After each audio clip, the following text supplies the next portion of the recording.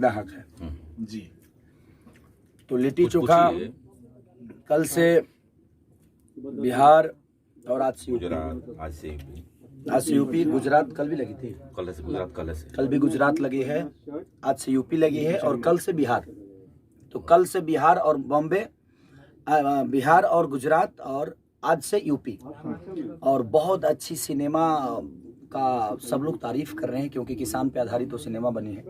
एक सस्पेंस है लोगों के बीच में और बहुत दिन से कोरोना काल की वजह से उस सिनेमा को रोका गया था। हम लोगों ने कोरोना से पहले उस सिनेमा का निर्माण किया था। बट अब समझ ही सकते हैं, ना हॉल खुले थे ना थिएटर, किसी का मैंने लोगों को आना जाना बहुत कम था। इसकी वजह से अब ये भी प्रोड्यूसर साइड से बेचारे सेम अपना सोच रहे थे। और ये हमारे प्रदीप भैया हैं जो कि प्रदीप शर्मा, और ये इनके साथ एक और सिनेमा मैंने की है अभी जिसका नाम आस्की है।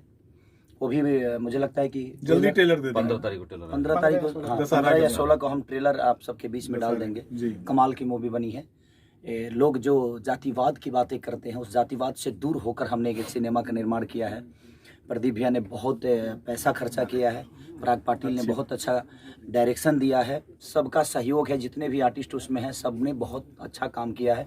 और मेरे तरफ से हॉल से लेकर, श्रोता से लेकर, डिस्ट्रीब्यूटर से लेकर, काम करने वाले जितने भी उसमें कलाकार हैं, डिस्ट्रीब्यूटर से लेकर, प्रोड्यूसर से लेकर डायरेक्टर तक, सबका योगदान से एक सिनेमा बनी जो लिट्टी चोखा, जिसने आज आप सबके बीच में एक अच्छा अपने आप को साबित करने की कोशिश कर रही है। और आपका प्यार दुलार है तभी हम अपने आप को साबित कर पाते हैं।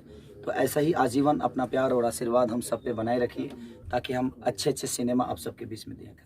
अपने दर्शकों के लिए गायकी के अंदाज में कुछ कहिए। वाह कर दीजिए, अब तो खुशी का टाइम। लिट्टी चोखा तो सब प्यार से जले भैया के बम्बे से बोलाई बेना तैयारा में दोबारा मेला जाई बेना।